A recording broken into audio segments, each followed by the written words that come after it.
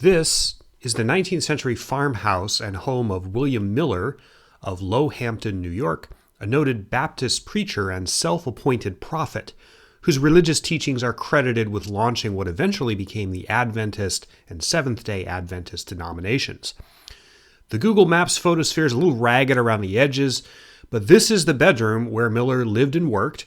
He died in this house in December 1849. The house is now a museum devoted to him. This is a pizza restaurant and concert venue called Comet Ping Pong, located in Washington, D.C. On December 4th, 2016, a man named Edgar Madison Welch barged into this restaurant carrying an AR-15 rifle and two other weapons, apparently intending to shoot up the place. He fired 3 shots, but fortunately no one was hurt. Welch was convinced that a secret pedophilia ring was being run out of the basement of this place by Hillary Clinton, no less.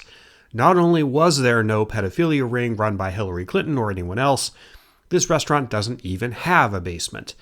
This was part of the false and dangerous conspiracy theory called Pizzagate, which you may have heard of. What do these two historic locations in American history have to do with each other? What, if anything, do they have to do with QAnon, the bizarre and deranged right-wing conspiracy cult whose believers committed an act of terrorism at the U.S. Capitol on January 6, 2021? And what do all of these subjects have to do with this famous book on psychology, published in 1956? That is the subject of this video. Hello, I'm Sean Munger. I'm a historian. I'm also an author, podcaster, and teacher. My website is at seanmunger.com. I teach history classes online. If you go to my site and click on my courses, you can see what I'm offering. I've got one on the Vietnam War, another on Vladimir Putin, and a free course on the Pearl Harbor attack. I do free webinars now and again on various historical topics. My podcasts are called Second Decade, that's a historical show about the 18 teens, and Green Screen, the environmental movie podcast. Surely you've heard of QAnon. Here on YouTube, purveyors of this conspiracy cult have been banned from proselytizing, and rightfully so. Most, if not all, of the terrorists who stormed the U.S. Capitol on January 6 were deeply invested in this totally bonkers theory. And very disturbingly, they were willing to commit violence to advance their delusional beliefs. QAnon is extraordinarily dangerous and has been designated as a domestic terrorist threat by the new Biden administration. I shouldn't have to tell you that as I discuss QAnon's warped belief system, that there is no factual basis for anything that they believe. QAnon is a conspiracy theory that began in the darker corners of the internet in 2017, apparently spawned out of a number of right-wing conspiracy theories. One of the major delusions was this Pizzagate thing, which concerned that second location that I just showed you, Comet Ping Pong in Washington, D.C. According to believers in this cult, Hillary Clinton and other high-profile Democrats were running some sort of child trafficking ring out of this pizza parlor. Nonsense, of course, and highly dangerous nonsense, as the terrorist incident of December 4th, 2016 that occurred here demonstrates.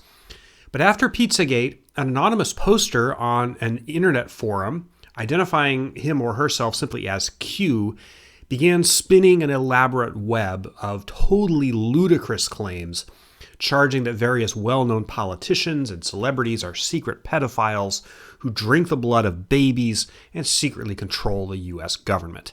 This theory quickly morphed to include former U.S. President Donald Trump, supposedly the only righteous politician who was engaged in a secret battle with the so-called deep state to stop all this pedophilia and blood drinking.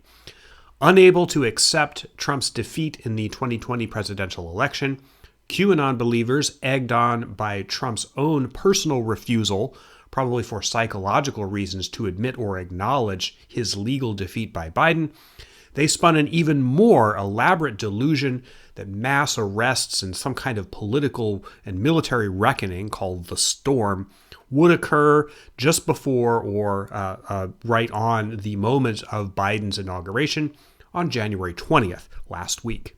Of course, that didn't end up happening. Biden was inaugurated peacefully. There were no arrests, no military uprising. Trump left Washington to go play golf at Mar-a-Lago and to try to come to grips with the magnitude of his defeat, if he can. And in the days since the inauguration, the press and social media have been full of stories about how the QAnon cult believers have been reacting to the failure of their prophecy. In short, it's been ugly. If you need some real-world examples of how destructive and toxic the QAnon cult is, I suggest you browse a subreddit called QAnon Casualties.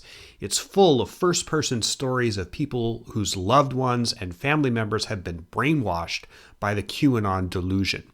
This evil cult is destroying families and tearing apart generations of relationships. It's really sad and quite terrifying once you realize how easily this can happen.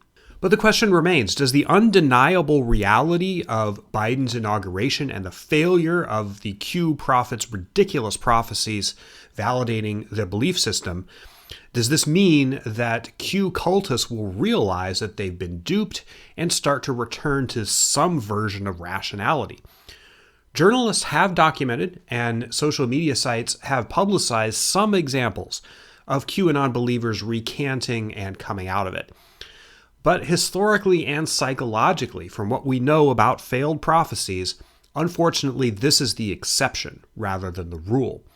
I think we can predict that a large number of QAnon cultists will not only not snap out of the delusion, but they'll probably double down on it. To explain why, let's get into some history. In 1822, William Miller, born in Massachusetts but who relocated with his family to upstate New York as a child, wrote a document in which he stated, based on his study of the Bible and various interpretations of chronology that he drew from Scripture, that Christ's second coming would occur within 21 years, by the year 1843. Although he was sure of this prediction, he didn't really begin preaching it until 1831. But Miller's prophecy really caught on in 1840.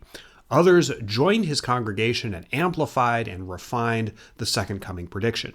Various dates were assigned to the event, one in March 1844, then another later one in the summer, but eventually most of the Millerites finally pinned their hopes on the Second Coming occurring on October 22nd, 1844. This occurred against the backdrop of a religious revival that was then happening in the United States that historians call the Second Great Awakening. All sorts of religious movements, most of them different flavors of Protestant Christianity, got started and gained huge numbers of converts between roughly 1800 and the middle 1840s. Northern New York State, for instance, was known as the burned-over district because it was seared by all the metaphorical and spiritual fires of the various religious movements that arose quickly, shone brightly, and then fell apart. The modern denomination of Mormonism had its genesis in the Second Great Awakening, and so did Adventism, which gained converts in large measure because of Miller's prediction of Christ's second coming in October 1844. The date of the event, October 22nd, 1844, came and went without incident. Adherents of Miller's preaching were disappointed, to say the least. This event, in fact, has come to be known in history as the Great Disappointment. Violence resulted. Mobs burned down a Millerite church in Ithaca, New York.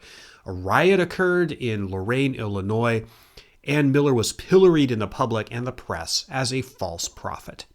Numerous people among his followers had invested a considerable amount of effort, emotion, and money into the prophecy, having, for example, given away many of their possessions, left their families, and joined prayer groups awaiting the imminent return of Christ. So how did these people react to the failure of Miller's prophecy? Well, in a number of ways. Some did give up their beliefs, went back to their families, and tried to forget the whole thing.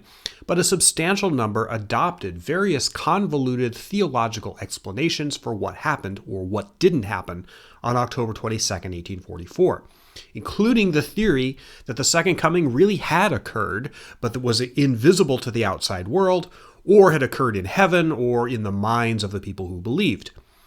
Others thought that the prophecy was fundamentally correct, but that the date was miscalculated. There were some other explanations. Miller's followers splintered into several factions, and several of them became denominations that are still around today, such as Jehovah's Witnesses and the Seventh-day Adventist Church. So let's fast forward 110 years. In 1954, in Oak Park, Illinois, a small group of believers in UFOs, most commonly called flying saucers at that time, began to gather at the home of a local woman, Dorothy Martin, a white upper-middle-class housewife who claimed to have received messages from an extraterrestrial being called Sananda, closely identified with Jesus Christ. She received these messages via automatic writing. The alien Christ and apparently others told Mrs. Martin, I'm going to refer to her as Mrs. Keach for reasons I'll explain in a moment. Anyway, they told her that fault lines in the Earth's crust would give way and cause a huge cataclysm, a flood, on December 21st of that year. Followers of the alien beings would be saved by being taken up in flying saucers. Mrs. Keach began discussing the alien prophecy with members of her social circle, and it soon attracted the attention of a local doctor who worked at Michigan State College. We'll call him Dr. Armstrong. Anyway, although they didn't proselytize that much, Mrs. Keach's doomsday UFO cult began to attract attention and followers in the Oak Park area. A Chicago newspaper picked up the story in September, and this attracted the attention of a social psychologist, Dr. Leon Festinger, who was working at the University of Minnesota and coincidentally was studying this exact subject, how people reacted psychologically to what he called disconfirmation of deeply held predictions. The book that Festinger eventually wrote, incidentally and not surprisingly, contains a lengthy description of the William Miller prophecies of the 1840s and the Great Disappointment incident, as well as mentions of various other failed doomsday prophecies from ancient times to the present. Again, to make a long story short, Dr. Festinger jumped at the chance to study this phenomenon in real time. He organized a team of students that intended to infiltrate Mrs. Keach's UFO cult in Oak Park and to document everything that went on. The results of this fascinating study were published by Festinger and his co-authors, Henry W. Ryken and Stanley Schachter, in the 1956 book When Prophecy Fails, which introduced the world at large to the psychological phenomenon of cognitive dissonance, Festinger's singular contribution to the field of social psychology. When Prophecy Fails is a fascinating book. In fact, the story of Mrs. Keach's UFO cult is so interesting that I'm going to do a series of videos on that, springboarding from this one. I'll deal with the specific twists and turns of the story in those subsequent videos. It reads like the script of a really weird Netflix movie, and I believe it has been dramatized before. If it hasn't, it should be. The aliases of the participants, Mrs. Keach, Dr. Armstrong, etc., those are the names that are used in the book, and so that's how I will refer to them. In any event, suffice it to say, Mrs. Keach and Dr. Armstrong's predictions of a major cataclysm on December 21st, 1954 did not come true, or even close. Dr. Festinger was interested in how the members of the group reacted to the disconfirmation. In many ways, they reacted much like William Miller's followers in 1844. Some gave up the beliefs and went back to their lives, but others doubled down, found Baroque ways to explain the failed prophecy, or got into other fringe belief systems, Scientology in particular, which incidentally had an indirect hand in spawning Mrs. Keach's group in the first place. The basic point that Festinger makes in When Prophecy Fails is that the more deeply a person buys into a belief system and invests in a prophetic prediction, the harder it is for that person, generally, to accept reality if and when the prediction turns out not to happen.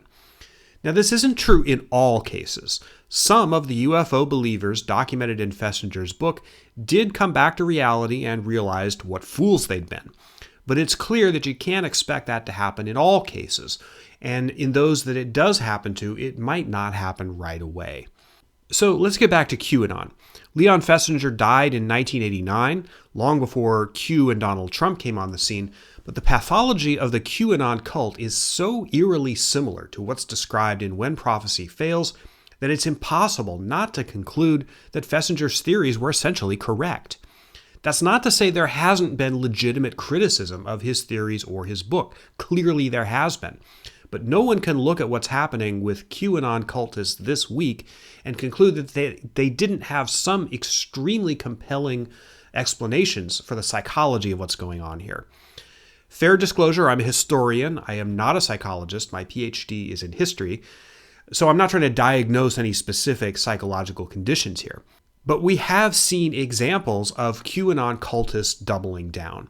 A popular theory is that the quote-unquote storm is supposed to happen not on January 20th, but on March 4th, which was the old inauguration date before the 20th Amendment to the Constitution changed it in 1937. Supposedly, Biden will be arrested on that date and Trump somehow returned to office. Others hold that perhaps Biden is somehow in on the plot to save trafficked children from those evil Democrats, although this appears to be a minority position. Judging from social media posts and articles I've seen, the vast majority of Q believers believe that Biden, without a single shred of evidence, is a satanic pedophile and blood drinker. Complete nonsense, of course. There was even one post, which admittedly might be someone on social media trying to troll or punk the Q cultists, but there was a post claiming that Trump really was inaugurated for a second term, that he was wearing an elaborate disguise meant to make him look like Joe Biden, similar to how characters' faces are switched in the 1997 John Woo film Face Off.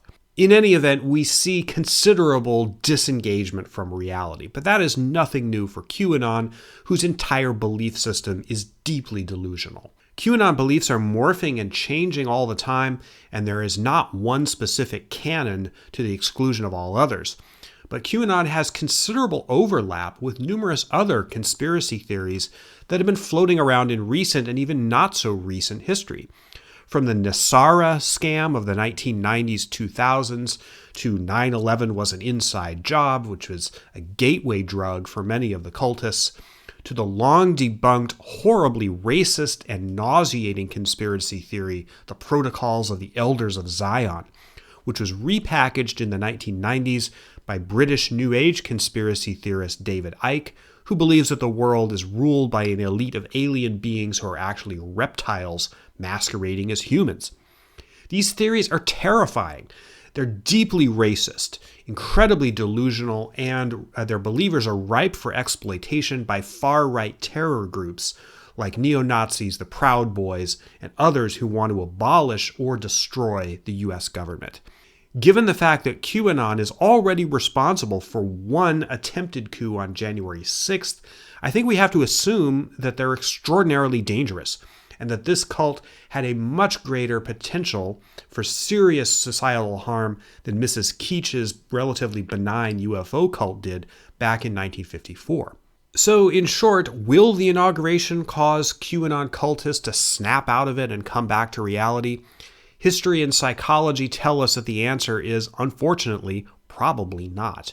QAnon is going to remain a domestic terror threat for a long time to come, even if, as is likely, it morphs into some other form or under some other name. In the next video in this series, which I'll post next week, I'll talk specifically about the UFO cult described in the book When Prophecy Fails, and its fascinating, the members' fascinating and bizarre descent into collective madness, as documented by Leon Festinger. So stay tuned for that. If you like this video, please like, subscribe, share, do all the stuff that you usually do to a video that you like. And I'll be back next week with more thoughts on When Prophecy Fails. Thanks.